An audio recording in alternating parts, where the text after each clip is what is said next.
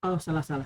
Teman-teman melihat layar saya ada tampilan googleapps.com apa enggak ya? Bisa terlihat, Pak. Kelihatan ya? Oke, thank you. Saya memastikan dulu supaya kebaca. Oke, saya diminta Pak Medi menggunakan bahasa Inggris untuk kelas ini. Jadi ya udah kita mulai aja dengan bahasa Inggris. Right, wait up. I'm going to prepare first for several of my devices. Okay, please introduce me. My name is Eko. I'm the founder of Remote Worker Indonesia. You can find it in Instagram, remoteworker.id, or in the website, remoteworker.id. I'm computer science batch 2018 for the graduation. 2008 for the graduation, but I entered Gajah Mada University in 1998, so it takes me 10 years to pass the college. It will not be available for you because you will be at the max of 7 years, I think. Okay, guys. For this following purposes, I'm going to make several slideshow, and I'm going to use my iPad for this. If you haven't done so, this is what I'm going to tell you. You can open app.remoteworker.id in your browsers. I put that in our chat. Yes, this is it. Yeah, that is app.remoteworker.id. Please open that. There is something that I would like to show you. So, if you already come to this page, you can either do several things for this. You can click for sign, and then you can browse the course and explore what is Remote Worker ID, how much does the price, and what kind of mentoring that it's supported. And you can also find all of these services in the Remote Worker ID community. You can also find a success story for our community. Remote Worker ID is a platform to upgrade the skill of your member, and also to monitor them, to mentor them to get their own job. For example, you can see here, your fan is a blockchain developer, he is actually just, I think, around 20 years old. Third semester in University of Brawijaya.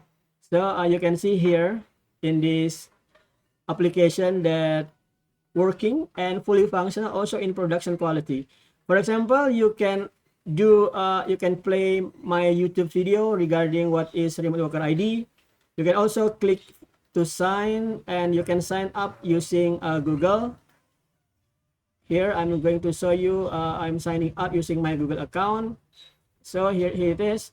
This is the user account, and also you can check all of the facility, all of the feature in Remote Worker Indonesia application. For onboarding new member, I'm using this form. I'm asking them, sorry, this is my phone number. I'm asking them to tell me about their background.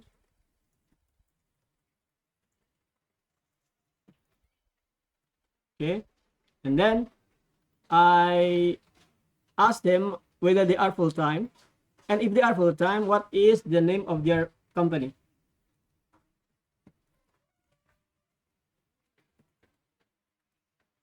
Okay, and then whether I work in IT department, whether I am freelancing, no. Whether I have a background in IT, yes. Whether I am a student, no. Whether I want to learn about publisher pet, no. Okay, and for English skill, confident in talking, done. For the skill that I have master, I can check Python, Django. This is my skill. Tailwind, okay. React.js a bit. Facebook add, yes. And then Figma, no. JavaScript, of course. Bootstrap, scraping, yes. obviously also about data entry, .NET True, VBNet. Yeah, you can get the idea of this application. And then if there are skills that I haven't get it here, I'm going to add. For example, there is no Glide app here, which is my skill at the moment. So I'm going to add that skill.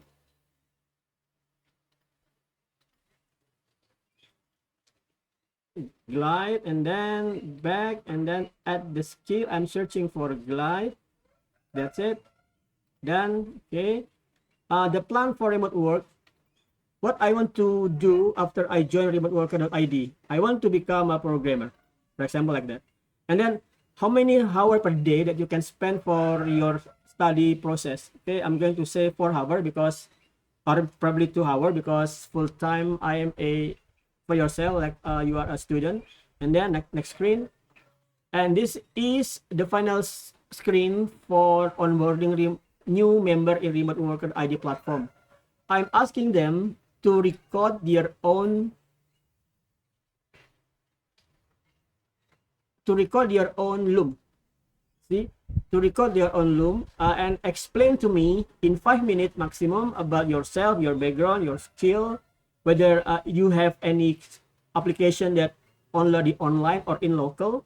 If you want to know what kind of loom is a platform here to record your screen and directly upload it into their cloud-based services, right?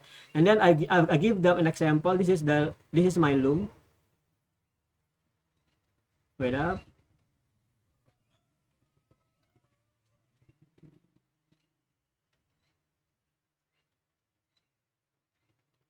Although I'm not sure whether you can hear my voice there for this loom application.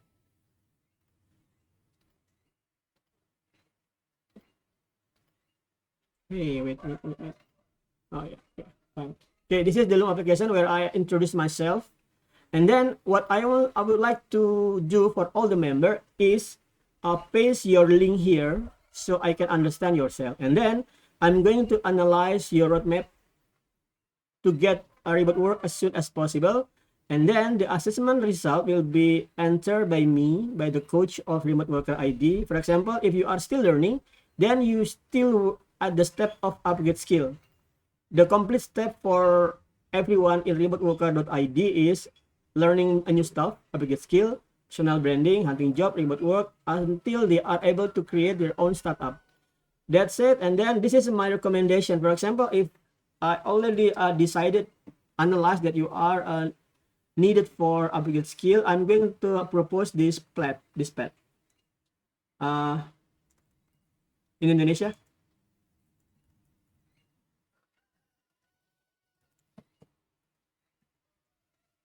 Sorry. Ya.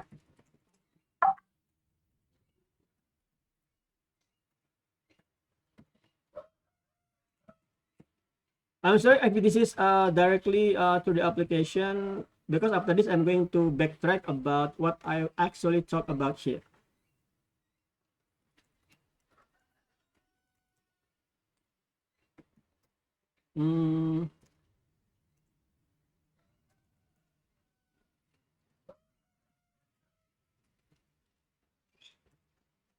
Okay. Yeah, that's it.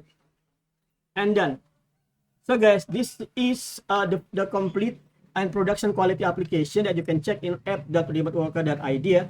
And the great thing about this application that is I don't do any code for life at all.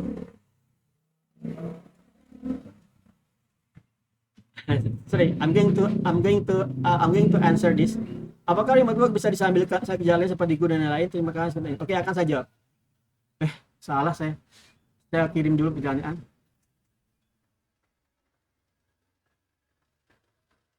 Justru karena remote work, maka kita bisa menyambi kerja.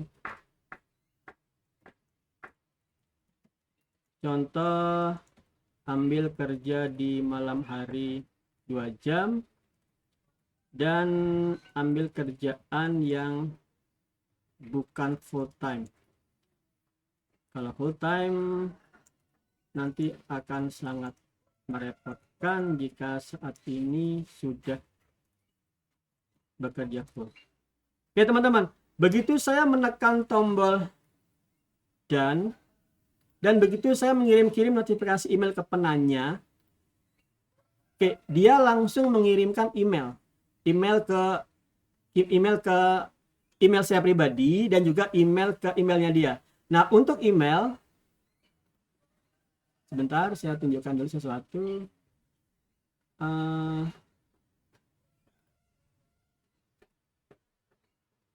Sorry.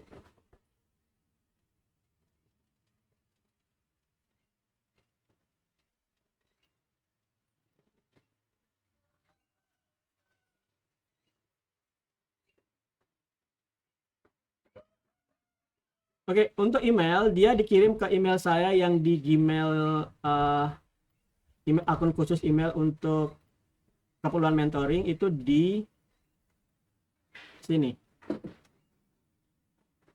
Wait, sorry.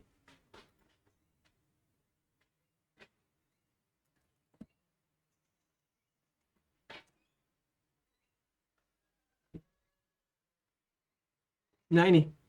Tadi pertama saya salah ya, belum menjawab, sudah saya kirim. Ini jawaban kosong kan. Yang kedua saya kirim sudah jawab sebentar, kemudian saya kirim seperti ini. Nah, seperti ini. Jadi aplikasi ini saya buat totally tanpa coding, benar-benar tanpa coding.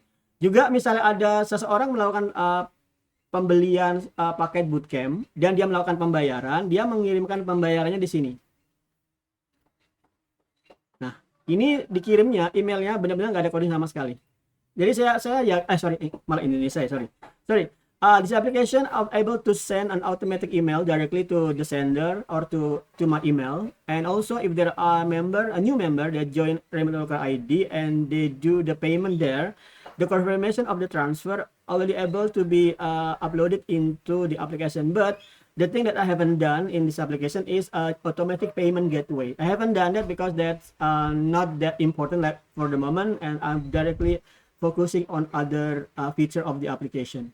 So yeah, this is the overall functionality of the application, and I'm going to show you after this the power of Glide application that I have been using. So this is the platform that I'm using, glideapp.com.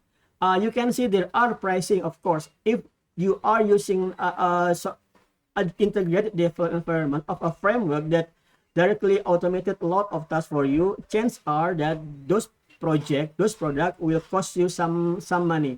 For example, the pro application that I'm using is $32 per month. If I'm taking this yearly, it will cost me $24. And regarding of the cost, $24 multiplied by 12, so $288 and around 4 million. If you think this is expensive, please remember, if you are developing a mobile application or a website application, you will need to maintain the server, whether that will be uploaded into DigitalOcean for the free 12 private server VPS. So this 4 million, if I divide it into 12, 24 by 12 by 14,000, 4 million rupiah. I divided into 12 months, so this is 3,336,000. I spell it. So per month I only pay 300,000 rupiah. If you are going to manage your application by yourself, you will need at least $20 per month for the virtual private server. So actually I only paying for the server itself. I'm not paying for the great feature of the application. So this is price wise for this Glide application. Now okay, let me check. Okay, and then this is the course. As you can see, this is the course. Okay, this is internet marketing course. And for example, what if I want to add a new item here? You can see this is there is a plus a sign. Why is there is a plus sign? Because I'm opening this application as an admin. If you are opening this application not as an admin, you can see here. Wait up. Yeah, this is the course. There is no plus button here, right? Because I'm not an admin. So as I'm an admin, I can create a new type of a course category. For example, I'm going to add course category for design. I think I haven't got design yet. UI UX is not design. So I'm going to add a new category of the course, design. For the image, actually, I still need an image, right? So let's search for an image. This is designer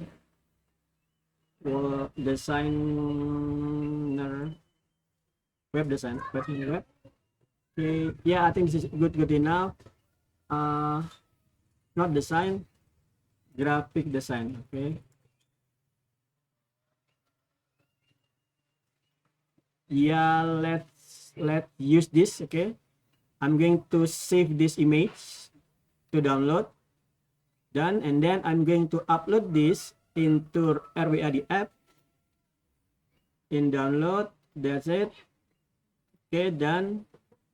For the description, I can create some short description. Pelajari desain dengan Photoshop, Adobe, dan tingkatkan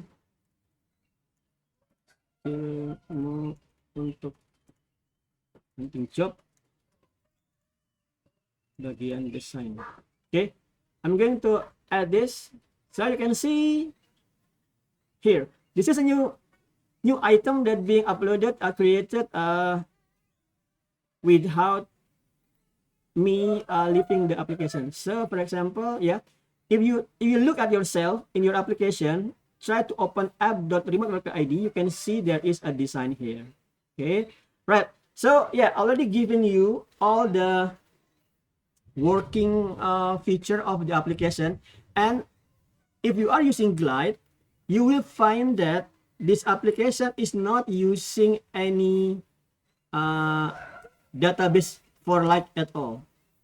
The database is coming from Google Spreadsheet. So this is my application. This is my database. This application. For example, wait, I'm going to check course category. Where is it? Yes, course category. So this is course category. You can see design, pelajari desain dengan Photoshop, Adobe, dan tingkatkan skillmu untuk hunting job bagian desain. So you can see by yourself that the application are able to write the data into Google Spreadsheet, and the application can manage that and convert that into a fully functional web application. The web application is not actually a web application, but more of a PWA, progressive web application, which is a website application that tailored specifically to mobile device. For example, I can take photo, scan barcode, and get the location of the device. So the PWA application can also can also display in web mode, but I don't quite like it because it's not that pretty, but it's more of a desktop application. So this is the mobile. This is the website up view of the application. So you can see here, personal development. This is the course here. So it's really cool. It's really cool. I really like this. Okay, and this is UI UX.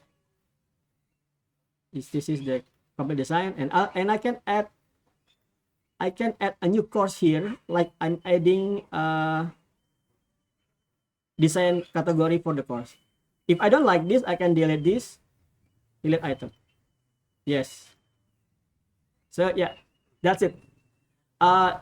That's it, guys. And finally, I will be to add some final remark.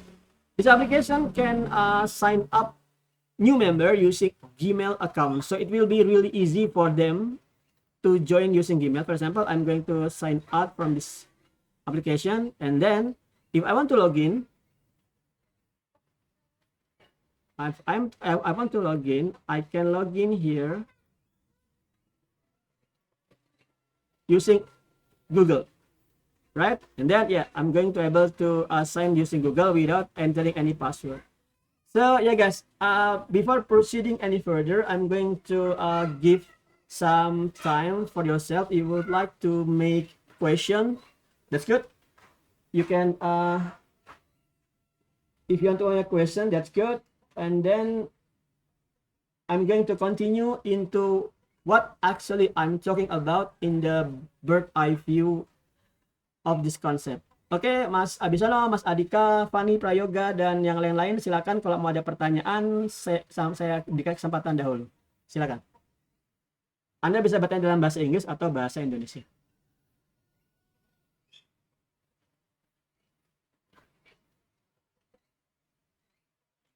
Nggak ada pertanyaan? Kalau nggak ada ya, selamat siang, Pak. Silakan. Yes.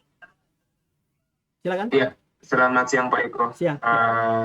Saya Ida Pratama, izin bertanya, Pak. Siap. Untuk penggunaan platform ini, sebenarnya untuk aplikasi mobile itu ada banyak sekali teknologi ya, Pak, yang bisa kita gunakan, baik native ataupun Flutter dan lain-lain. Masih banyak banget alternatif teknologi yang bisa digunakan. Kira-kira kalau kita menggunakan platform ini, apakah ada pro and cost-nya gitu, Pak? Disadvantage dan advantage-nya seperti apa, Pak, gitu, Pak? Thank you. Kelebihan dan kekurangannya gitu, Pak. Ya, terima kasih. Tadi siapa yang bertanya? Mas, siapa tadi? Saya, Pak. Ida Pratama. Ida ya. Sebelum saya lanjutkan, sebaiknya saya menggunakan bahasa Indonesia atau bahasa Inggris ya? Ada mau voting ya ini? Gimana? Indonesia apa Inggris? Oke, kalau kita bisa Mungkin bahasa Indonesia saja ya, Pak. Indonesia aja ya. Oke, baik. Terima kasih. Saya juga lagi saya lebih nyaman bahasa Indonesia lah. Oke, teman-teman, yang kamu lihat tadi itu adalah sebagian kecil dari advantage dari glide ya. Jadi kamu lihat, kalau kamu, saya tunjuk satu ya. Saya tunjukkan dengan desain saya. Sebenarnya kalau yang saya lakukan tadi, nah kalau kamu ingin ngembangin aplikasi, itu sebenarnya aplikasi mobile ya, sebenarnya itu panjang sekali jalurnya. Pertama itu ada UI UX. Ada UI UX design, ya kan? Jadi UI UX design itu kamu tidak bisa langsung buru-buru nggarap software, nggak bisa. Kamu harus serahkan dulu konsep itu ke UI UX designer, kamu ngobrolin masalahnya, kemudian kamu minta dia untuk merancangkan interaksi antar layar. Kemudian interaksi antar layar itu kamu rancang dulu layar itu isinya elemen apa aja. Setelah dari UI UX design, baru dia kamu bisa pindahkan ke back-end engineer. Sekaligus ini ya. Dan juga ke front-end engineer. Back-end engineer akan menyiapkan basis data, kemudian menyiapkan infrastrukturnya. Misalnya kalau di deploy di virtual private server DigitalOcean, apa yang disiapin. Kemudian itu berarti nyiapin CI/CD, continuous integration dan continuous development disiapin dulu. Kalau itu di GitLab itu gampang, kalau di GitHub sepertinya gampang, tapi kan lebih gampang di GitLab. Kemudian setelah itu dia nyiap coding untuk back-end-nya. Coding back-end-nya itu berarti nyiapin model, logiknya, dan juga view-nya. Model view controller ya, maksudnya saya maksud ini. Itu back-end. Setelah back-end selesai, nanti front-end baru melakukan slicing terhadap UI tadi itu di sini itu dia bisa menggunakan Figma. Dia bisa menggunakan Figma.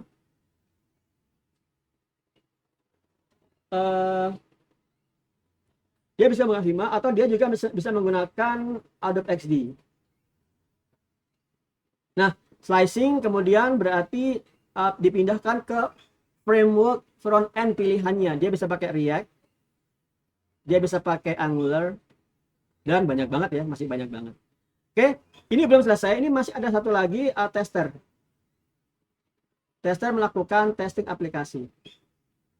Jadi kalau kamu lihat, langkah dari pengembangan software mobile yang konvensional adalah seperti ini, ya kan? UI design, kemudian back end, ada front end, kemudian ada tester. Oke, kemudian dari teknologinya, dia menggunakan Figma atau Adobe XD, kemudian back end menggunakan database, infrastruktur disiapin, baru coding. Coding ada model, view, controller dan view. Front end dia melakukan slicing pakai React atau pakai Angular, kemudian tester menggunakan testing. Jadi kamu lihat ini panjang banget. Kalau aplikasi yang saya buat tadi di app.remoteworker.id menggunakan teknik seperti ini, saya nggak akan bisa mengerjakan ini sendiri. Yang tadi kamu lihat tadi itu saya mengerjakannya totali sendiri. Saya dan modal dari Canva kalau butuh gambar-gambar lucu ya, saya pakai Canva. Itu prosnya. Kemudian cons-nya, pertama dia bukan aplikasi natif satu, kemudian dia bukan aplikasi mobile. Itu bukan aplikasi mobile, dia sebenarnya cuma website aja, progressive web application. Kalau dari PWA, jadi misalnya kamu punya aplikasi PWA, silakan searching apa itu PWA ya. Nanti kamu kalau dia masuk ke iOS atau Android, kamu harus buat sesuatu yang disebut ini web view-nya. Nah, web view-nya ya udah kamu baca pakai Kotlin bisa, atau langsung aja Java native, atau kalau kamu mau native lagi di iOS kamu bisa pakai Swift. Nah, ini caranya aplikasi PWA bisa masuk ke iOS atau Android, yaitu dengan ngebuat web view. Artinya dia sebenarnya begitu muncul di handphone pengguna memang ngedownloadnya dari Play Store atau dari App Store. Tapi sebenarnya yang dimunculin itu adalah website dari app.remoteworker.id. Kalau dibilang itu kekurangannya, ya saya rasa itu kekurangannya, karena seenggak-enggaknya aplikasi mobile itu tidak semulus aplikasi web yang jalan di mobile itu nggak semulus aplikasi mobile yang dia benar-benar natif aplikasi mobile, atau dia sebenarnya aplikasi dibangun pakai teknologi cross platform seperti Flutter atau React Native. Itu kekurangannya Mas, yang tadi nanya ya. Semoga bisa cukup menjelaskan ya. Iya Pak, Ya, dimengerti Pak. Jadi dimengerti. kalau keuntungannya sendiri itu prosesnya yang cepat, Ya. lebih mudah dikendalikan untuk proyek pribadi mungkin ya Pak ya. Yes, betul. Tapi konsepnya mungkin untuk misalnya dijadikan produk-produk cross platform, dia mungkin akan kurang progresif dan lain-lain mungkin ya Pak. Ya, Gitu ya. begitu. Tapi kalau dibilang Ya, proyek pribadi juga enggak loh ya. Saya sendiri sekarang, saya nggak bukan nama perusahaannya. Saya sedang mengembangkan aplikasi untuk perusahaan di Jakarta, perusahaan swasta. Dan nilainya juga sampai ratusan juta. Dan menggunakan Glide App, saya garap sendiri. Saya garap sendiri karena benar-benar Glide App itu, habis itu saya akan tunjukkan seperti apa sih proses pengembangan aplikasi dengan Glide App. Dan kamu akan lihat, saya hanya butuh waktu hitungan mungkin kalau aplikasi ini ya, yang full seperti ini yang kamu lihat di layar UI dan sebagainya, itu dia butuh 2,5 bulan. Dengan Glide App saya butuh I don't know seminggu. Udah selesai dari awal sampai akhir. Saya akan menunjukkan di sini. Oke, sebelum saya lanjutkan, apakah ada pertanyaan? Terima kasih atas pertanyaan tadi, bagus banget. Ada pertanyaan lain? Ada yang bertanya, silakan. Kalau nggak ada, kita lanjutin teman-teman ya. Kita akan ngelanjutin dengan pengembangan aplikasi secara langsung. Kita nggak usah babibu. Saya bukan dosen teori ya. Saya malah bukan dosen ya. Saya programmer aja. Jadi saya langsung aja tunjukkan ke kalian bagaimana pengembangan aplikasi dengan Glide. Oke.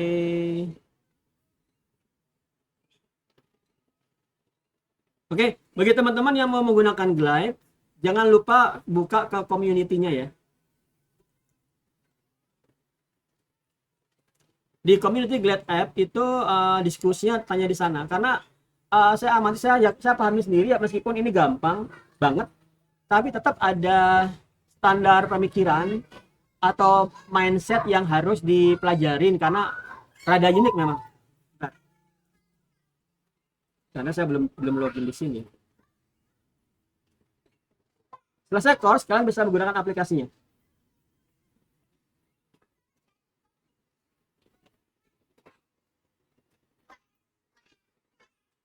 Saya sendiri banyak bertanya di sini.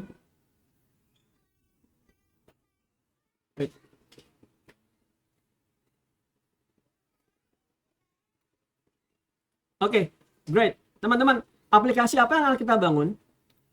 Jadi aplikasi di Glad itu ada dua, Glad App dan Glad Page.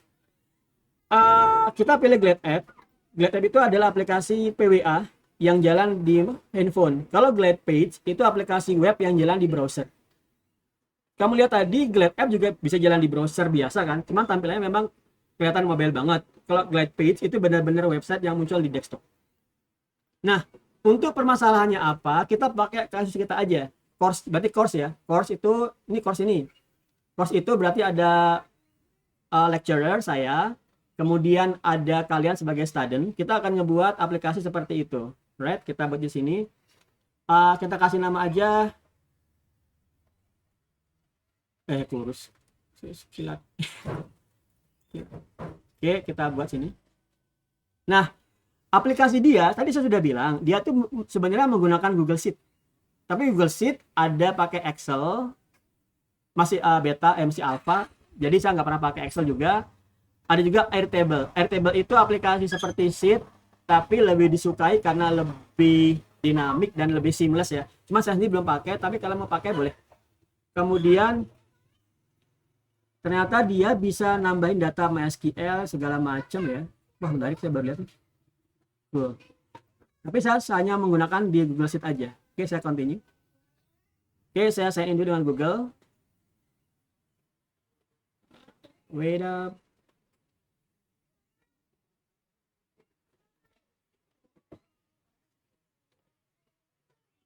Oke. Nah, saya berarti harus ngebuat sheet terlebih dahulu.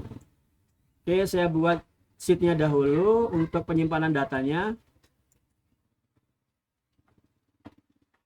Teman-teman, kamu mungkin tahu ya, aplikasi mobile itu banyak banget ya bahasa pemrogramannya. Ada Flutter untuk cross platform, React Native. Habis ini saya akan tunjukkan demand masing-masingnya di situs freelancer. Cuman kamu akan ketahui bahwasanya yang saya tunjukkan sekarang itu kalau dia bisa sampai diubah menjadi aplikasi mobile dengan Flutter, itu bisa akan menjadi contender pesaing benar-benar bagi seorang programmer mengembangkan aplikasi mobile ya. Karena jalur pengembangnya dipangkas sampai 90% saya yakin. Oke, saya buat aplikasi, saya buat database dulu. Saya buat di sini nama sheet-nya adalah apa ya? Kursus kilat. Kemudian dia wajib punya satu sheet. Sheet ini yang paling pertama kali saya simpan itu saya biasanya pasti pakai user. Kan pasti di sana ada email ya kan? Email, nama, WA kalau dibutuhkan. Kemudian saya punya sheet yang kedua, saya punya sheet course. Course itu pasti ada kode course, ya kan? Misalnya apalah, kalkulus 1, KL 1 misalnya. Kemudian ada nama course, kemudian ada keterangan course, kemudian ada autornya, ya kan? Tapi untuk nambah autor saya akan tambahkan relasinya di sana aja di aplikasi. Oke, kemudian saya punya di sini ada course, berarti ada lecturer. Lecturer itu sebenarnya cuma user ya. User yang berperan sebagai lecturer, ya kan? Berarti ini saya nggak perlu nih. Berarti dia nggak perlu berdiri sendiri. Nanti dari tabel user berarti ada tipenya, adalah dia tipenya lecturer apa enggak. Oke ya, berarti saya tambahkan di sini aja role-nya. Udah role-nya. Role-nya ini bisa contohnya tadi saya bilang ada sebagai student atau sebagai lecturer, right? Kemudian user course, kemudian kamu juga menjadi Jadi di sini itu ada untuk dosen dan siswa. Course-nya nanti ada di sini. Oke, kemudian course itu ada jadwal ya kan? Oke, kita buat di sini jadwal. Jadwal course. Oke. Nah, teman-teman, sebelum kita lanjutkan, yang saya lakukan ini adalah saya mengasumsikan kalian sudah paham tentang Relational Database Management System, RDBMS. Di RDBMS itu ada istilahnya namanya normalisasi. Third normal form. Third normal form adalah kuliah tersendiri. Kuliah tersendiri. Tapi kalau kalian misalnya hari ini belum terlalu nangkap tentang third normal form, mungkin pertemuan ke depan saya akan bahas kembali ulang apa itu third normal form. Intinya adalah di third normal form kamu membuat tabel-tabel yang tidak ada duplikasi, di mana tiap tabel memiliki primary key, dan jika ada relasi ke tabel yang lain dia akan disebut sebagai foreign key. Nah, nanti saya akan cek abis ini berapa banyak orang yang belum terlalu memahami third normal form. Kalau iya akan saya ulangi untuk mata kuliah tentang third normal form. Oke, jadwal course saya berarti punya kode course ya kan. Kemudian saya punya tanggalnya dan saya punya ruangan. Ruangan nggak mungkin kamu ngetik ruangan terus menerus, berarti saya akan punya sheet untuk ruangan. Ruangan itu berarti ada kode ruangan, nama ruangan, mungkin juga alamat peta kali ya, alamat di peta. Oke, cukup. Dan saya rasa tidak cukup, kita bisa nambahin ujian dan lain sebagainya, tapi nanti aja. Nah, kita sudah punya ini kursus kilat, kita akan kembali ke glide. Tapi dia harus ada nggak ya yang tadi kita buat. Oke, ini ya kursus kilat, super kilat ini. Oke, kita lihat sudah jadi ya. Template-nya coba banyak, ada user, ada course, ada jadwal course, ada ruangan. Nah, ada yang menarik di sini. Ini kamu sudah benar-benar bisa melakukan operasi CRUD dan itu sudah bisa banget. Oke. Ini bisa sign in. Oke, kemudian nah, cuman ada hal yang unik. Tadi saya sebutkan di third normal form tiap tabel itu harus memiliki primary key. Namun kita tadi belum men-setup primary key. Karena itu kita harus setup. Misalnya saya akan nambahin masalah course dulu ya. Kalau saya tekan tombol new row, maka Glide akan memberitahu kamu butuh row ID. Row ID itu adalah primary key yang isinya di-generate secara otomatis. Add row ID. Oke, lihat ya. Kalau saya klik baru, nah makanya menjadi data yang baru. Kode saya bisa tambahkan misalnya C001. Nama course-nya itu adalah Coding for Beginner. Keterangannya pelajaran coding tingkat dasar. Oke. Kemudian ini gunanya apa? Oke, kita lihat di sini course. Sudah ada ya? Sudah ada. Kemudian kalau kamu klik di sini akan muncul. Nah, kalau saya mau menambahkan ini dari form, saya tinggal tambahkan di sini. Lihat, ini jenis tampilan yang sifatnya list. Ada banyak, ada tiles, ada kalender, ada map, checklist untuk to-do list, card seperti di swipe gitu. Swipe juga yang model ya seperti ini full screen, detail seperti ini. Kalau kalian butuh yang paling kompleks itu detail. Nah, sekarang saya cuma butuh list daftar dari course, ya kan? Nah, coba kamu lihat di sini ada search bar. Ini kamu bisa langsung melakukan pencarian ini. Ya, datanya belum ada, kita nanti dulu. Kemudian di list dulu aja. Di list di sini ada kata-kata add form. Allow user to add item. Oke. Kondisinya nanti. Jadi kan yang bisa nambahkan hanya admin, ya kan? Oke, sekarang saya tambahkan dulu aja C002 nama coding for intermediate. Untuk kamu yang lebih confident. Seperti itu. Ada lihat yang aneh nggak? Ini ada kosong nih apa? Itu adalah image. Klik di sini, ada image. Image-nya keterangan salah kan? Dia harus image-nya berupa image. Kalau gitu, saya tinggal ke list, saya tinggal ke course. ke list, kemudian udah azan ya. Teman-teman kita break sebentar dari saya.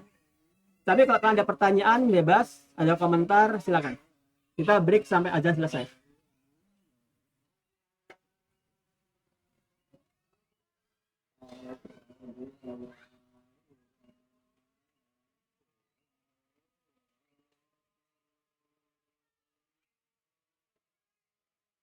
Ini di atas ya.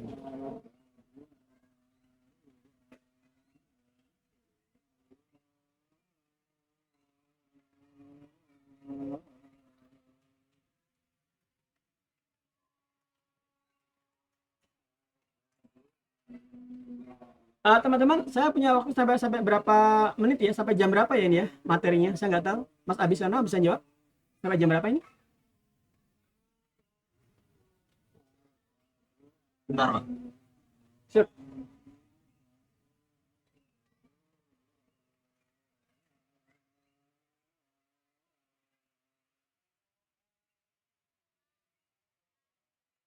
Sampai 16.30, Pak. Lama banget. Nggak seru ya kalau ninggalin sholat pas lagi azan gini. Kalau kalian course beneran bener-bener sampai jam 16.30 kah materinya? Atau bisa break sebelum itu ya? Kan secukupnya aja ya? Kadang kan selesainya materi kadang, Pak. Selesai materi aja ya? Selesai. Oke. Ini saya bisa selesaikan dalam 30 menit lagi. Ini saya rekam di video. Kalau kalian butuh ngulang, bisa nanti diikuti.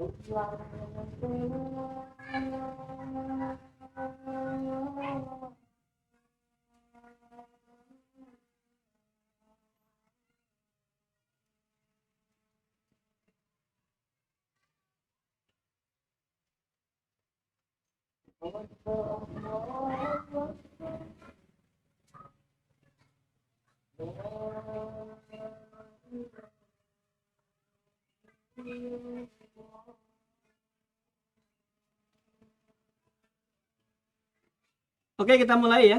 Kita nggak akan lama-lama karena ini materi yang super sederhana. Kalian bisa langsung praktek. Tapi kalau kalian nanti butuh aplikasi Peko, kalau yang mau nggak bisa nggak tunjukin aplikasi mobile yang bukan Glad App, saya akan tunjukkan. Tapi terakhir aja sampai ini rampung. Mungkin pertemuan keberapa saya nggak tahu. Untuk bahasanya saya akan pilih bahasa yang kalau saya pakai Swift nanti nggak ada yang harus pakai iOS ya. Di sini berapa orang yang menggunakan iOS ya, MacBook gitu? Coba raise hand deh. Berapa orang sih yang menggunakan MacBook di sini?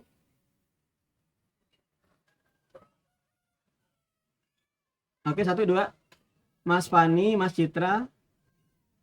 2 orang aja kah? Kalau sampai 50% lebih saya akan gunakan Swift aja ya. Ya udah berarti cuma 2 aja ya. Oke, nggak apa-apa.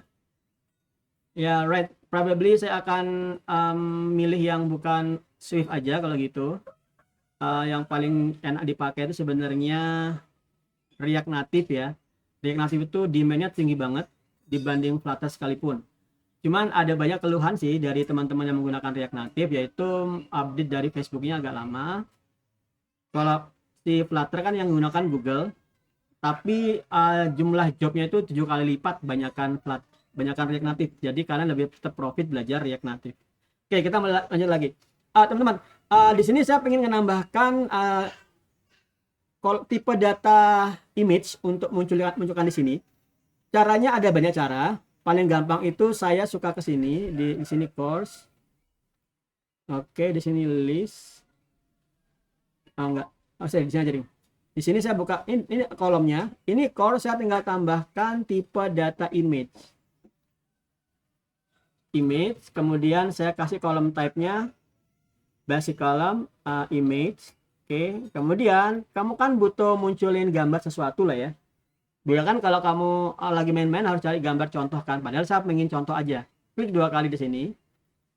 Kemudian stock image, gambar yang dari Unsplash. Kamu tambahkan misalnya coding ya kan. Oke, tambahkan aja nih coding ya kan, satu. Kemudian ini kamu tambahkan yang kedua. Ini coding untuk intermediate, misalnya coding Python misalnya. Kebalik sih, Python itu yang beginnernya. Oke, sudah. Dia akan diupload langsung. Kemudian kamu lihat di sini, kita set dulu.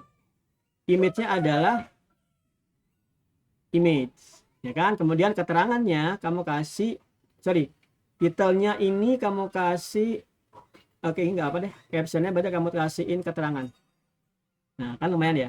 Nah, ini sudah jadi, ya kan. Sudah fully functional. Kalau kalian mau nyoba ini ke tempat lain, saya tinggal publish. Kemudian publish app.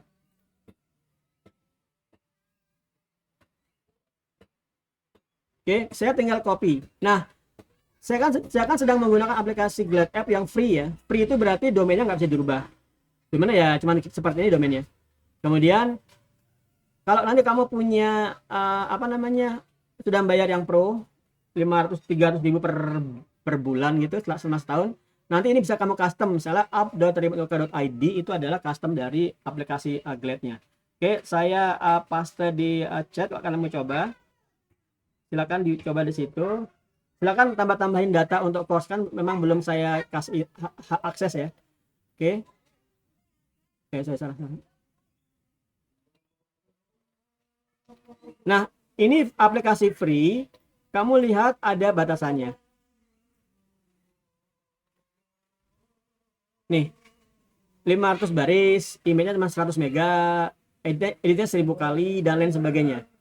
Ini cukup banget untuk aplikasi model donasi, cukup lah. Tapi kalau untuk aplikasi production, enggak. Oke.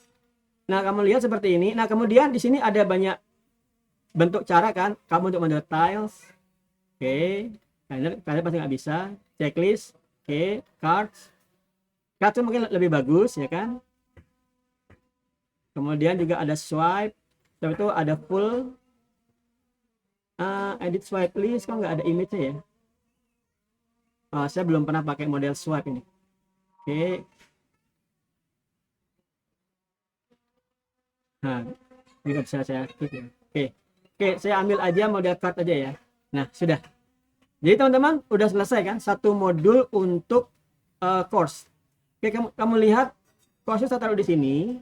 Kemudian user saya taruh di menu. Dan ini harusnya hanya bisa dibuka oleh admin ya kan. Oke.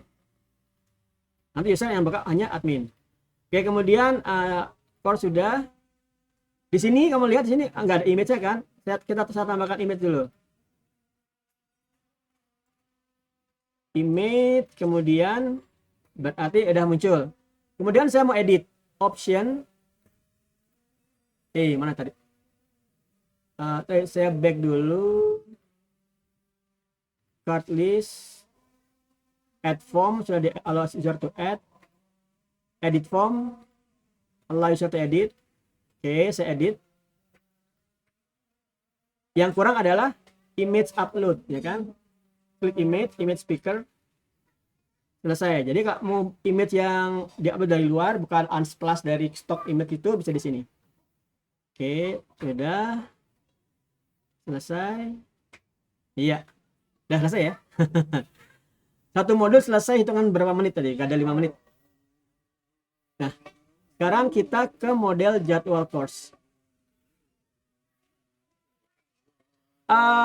Teman-teman, saya sepertinya akan cukupkan dulu ya. Cukupkan dulu karena aplikasi ini kalau benar-benar dikerjain, kalau jam setengah 5 udah selesai semua nih. Besok saya akan, oke, saya tanya dulu satu. Berapa orang yang belum confident tentang normalisasi basis data atau third normal form? Silakan raise hand. Kalau ada banyak, saya akan besok materi untuk normalisasi basis data. Yang saya lakukan ini on the fly karena memang saya sudah terbiasa melakukan. Tapi kalau kalian nggak terbiasa melakukan itu, third normal form, normalisasi itu akan confusing banget. Ada aturan-aturan yang tadi sebenarnya saya skip karena saya sudah terbiasa. Tapi kalau kalian perlu memahami dari awal, saya akan coba untuk membangun course untuk third normal form. Atau kalau enggak, coba saya tanya dulu. Mas Andika, kamu di sana? Andika Farulia Zarfan. Pak. Oke, Mas. Sudah pernah melakukan normalisasi basis data belum? Saya sebenarnya belum pernah dengar itu apaan, Pak. Belum pernah dengar istilah itu ya? Ya, belum pernah dengar, Pak. Oke, nggak apa-apa. Ini satu ya. Kalau Mas Abiseno bagaimana? Mas Abiseno Arya? Masih kurang Bang. Oke. Oke, terakhir deh saya coba lagi. Mas Fani Prayoga, pernah mendengar istilah third normal form? Pernah, Pak. Sorry Mbak ya. Iya.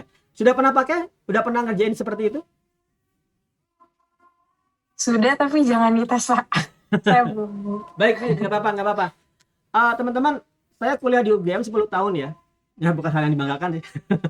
Cuman percaya, dari 10 tahun itu, materi yang benar-benar saya pakai terus-menerus dan menghasilkan duit, ya banyak lah, itu adalah teori normalisasi basis data. Kenapa seperti itu? Karena kalau kamu membuat program, pasti dia ngolah data. Kan kita teknologi informasi ya, ngolah informasi. Bagaimana mendissect apa ya?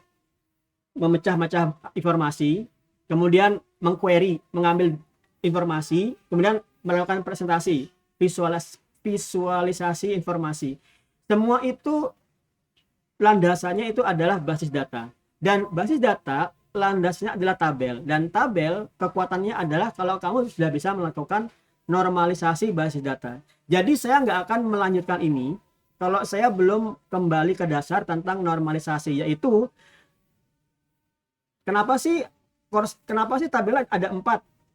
Kenapa nggak semua satu aja data gitu kan? Nah, kalau saya lanjutkan materi ini, kalian nanti merasa, oh pakai Glide gampang banget, tapi kalian belum pernah menggunakan third normal form, nanti itu akan sayang banget. Fondasi kalian nggak kuat, sehingga kalian nanti akan ngerasa, oh gitu, kalau gitu Glide gampang banget ya. Iya, tapi kalau normalisasimu salah, nanti kamu nggak akan bisa ngebuat kolom relation. Saya tunjukkan ya, untuk aplikasi RWID yang tadi, yang real world. Oke, sebentar. Kita break. Saya akan cukupkan hitungan 5 atau 10 menit lagi.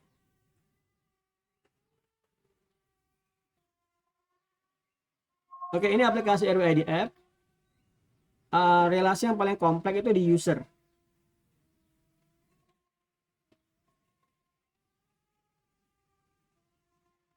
Kamu lihat di sini ada tabel. Ini tabel user. Tabel user, kalau kamu menggunakan Glide, itu pasti akan sangat-sangat kompleks. Saya sudah memberikan naming convention, penkonvensian nama, itu relation. Relation ini adalah kalau di istilah RDBMS, Relational Database Management System, dia itu namanya one to many. Jadi satu user itu bisa nge-refer ke banyak apa ini ya, misalnya ya, saya lupa. Promo. Oke, promo itu jadi saya bisa nge-setup promo berapa persen yang aktif pada satu saat dengan hanya satu pengubahan tabel aja. Jadi tabel-tabel user yang lain semua akan merefer ke satu tabel yang sama. Itu adalah one to many. Nah, one to many itu sebenarnya yang sudah saya lakukan tadi. Sebenarnya yang saya lakukan ini ya, itu sudah normalisasi one to many, tapi kan nggak kelihatan nih, karena saya memang sengaja speed coding untuk Glide app ini. Oke, teman-teman, kalau kalian ada waktu, dan saya harap ada waktu lah ya, kuliah tuh harus mengajukan waktu untuk belajar ya, jangan cuma nyari yang kosong-kosong aja. Silakan ulang kalau kalian tertarik tahap-tahap saya seperti ini. Habis ini saya akan upload video yang pembahasan ini, dan kalian bisa ulangi sampai ngebangun course. Cukup course aja dulu. Saya nggak bisa ke jadwal karena dia ada hubungan dengan relasi, dan relasi itu hubungan dengan third normal form, normalisasi, dan itu hubungan dengan one to many ya. Kalau mikir kata Mbak Fani masuk kota tadi ngomong apa ya, kalau ngomong apa itu tadi, nah saya akan bahas di minggu depan. Ya teman-teman, itu dulu saya akan cukupkan. Apakah ada pertanyaan?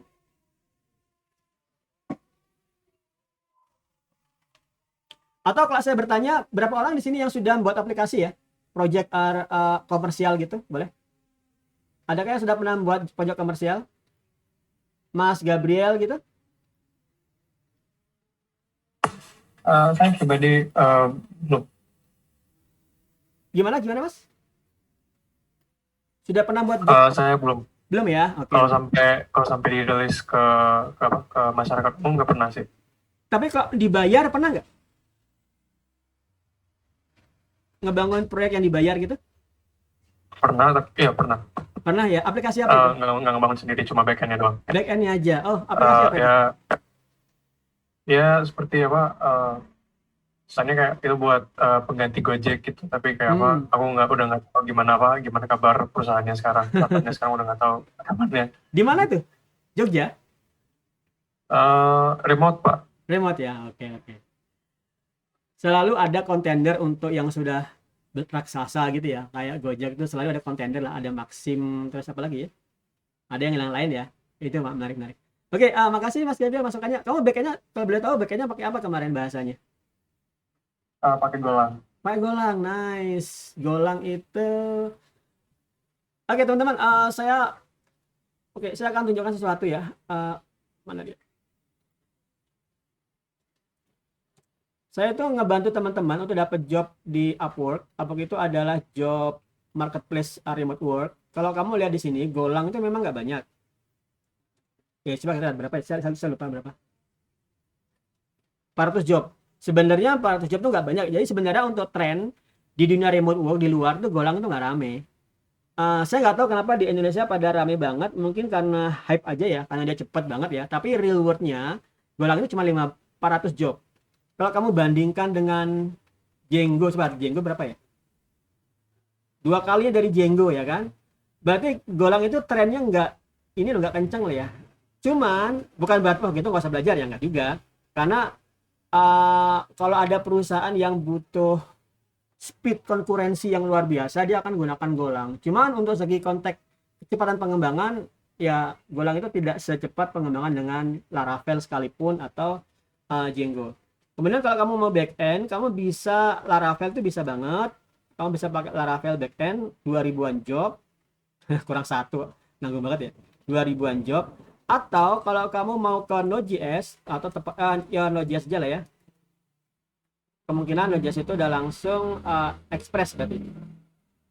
Banyak nggak ya? 600 job kan, seperti Golang kan ya. Nah, untuk backend itu kontendernya kalau Laravel, Django, apalagi satu lagi ya, JavaScript backend itu hanya Node.js saja ya. Oke. Ada 5.000 job ya kan. Nah itu jadi banyak banget. Nah jadi teman-teman itu sedikit masukan untuk kalian.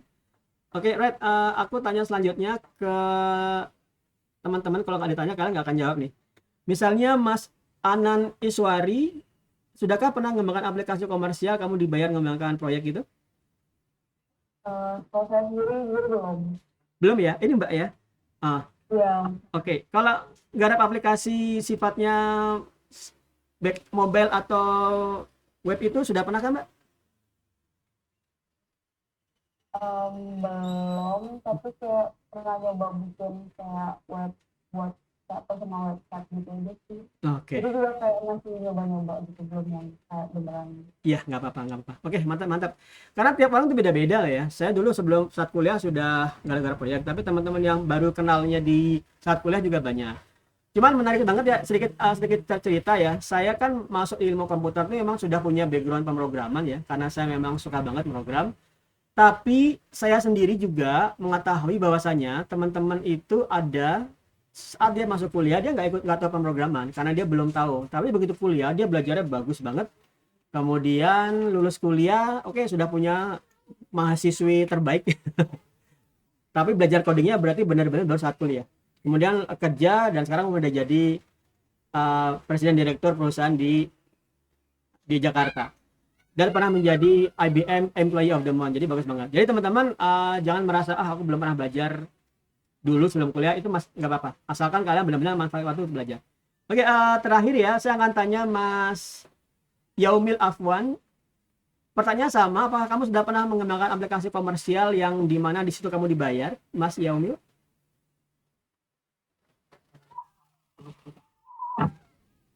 Gimana Mas? Nggak kedengaran? Belum ya, belum. Kalau yang komersial ya. Oh ya, kalau garap-garap sendiri pernah berarti ya? Ya sebatas tugas saja sih. Tugas saja. Oke. Oke, right. Thank you teman-teman. Sedikit sampel dari teman-teman kalian mungkin sepertiganya sudah pernah ngerjakan, ada cuma 3 orang aja ya. Sudah pernah dapat kerja proyek komersial. Besok saya akan susun dahulu.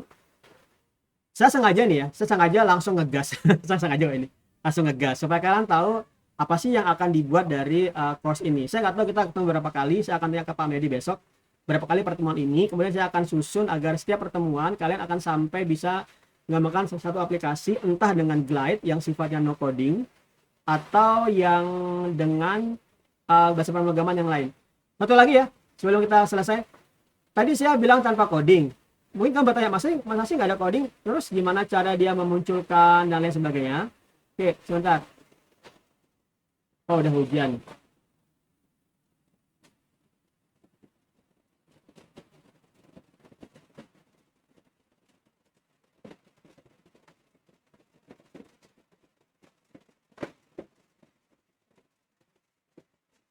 Kedengeran ya?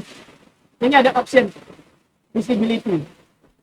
Nah, letak programnya di sini aja deh. Sama, kalau dia butuh melakukan aksi yang banyak, biar banget ya.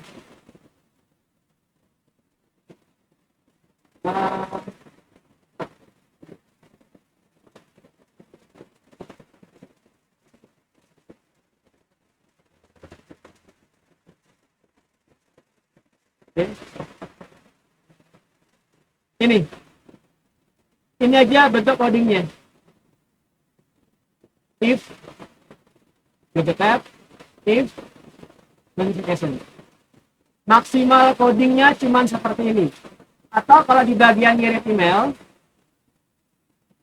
ini.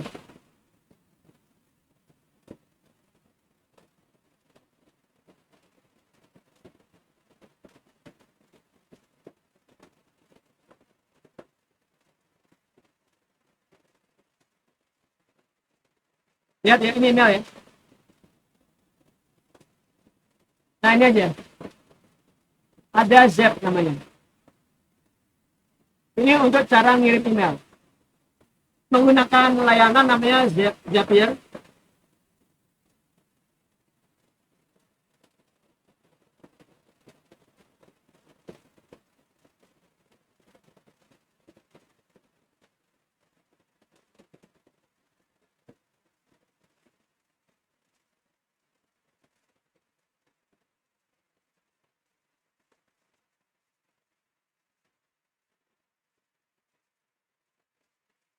Nah ini, tadi saya bisa ngirim email tuh gini aja. My Zap.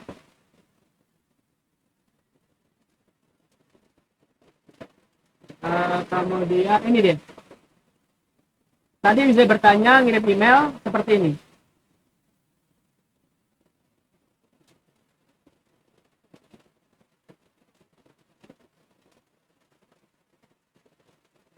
Kemudian kamu lihat.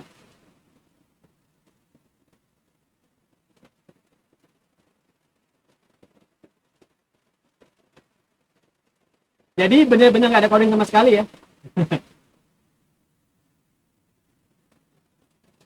Sama sekali nggak ada codingnya. Oke, teman-teman, ketujuh dari saya sudah menunjukkan apa yang akan kamu kerjakan selama course kita. Dan besok saya akan mulai dengan normalisasi basis data terlebih dahulu. Oke, saya cukupkan ya. Oke, teman-teman, saya cukupkan dulu. Semoga bermanfaat dan ketemu lagi di minggu depan sesuai dengan arahan dari Pak Medi nantinya. Selamat sore, selamat berpuasa bagi yang berpuasa. Assalamualaikum warahmatullahi wabarakatuh. Waalaikumsalam. Terima kasih, Pak. Sami-sami. Ya, Terima kasih, Pak. Waalaikumsalam. Terima kasih banyak Bapak. Sami. Pak.